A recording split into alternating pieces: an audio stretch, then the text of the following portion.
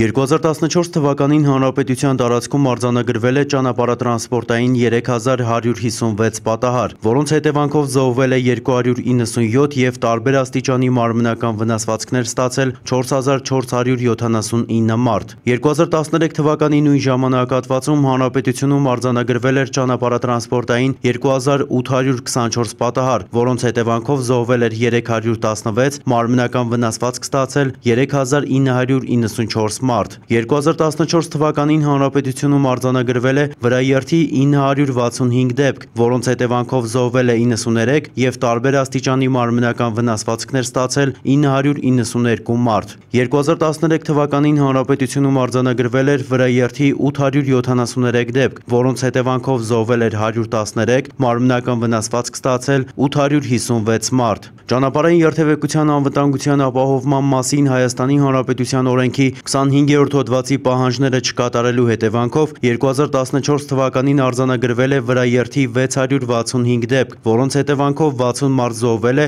648-ը ստացել տարբեր աստիճանի մարմնական վնասվածքներ։ 2013 թվականին արձանագրվել է 597 վրայերթի դեպք, որոնց հետևանքով 62 մարդ զոհվել է, 575-ը ստացել է տարբեր աստիճանի մարմնական վնասվածքներ։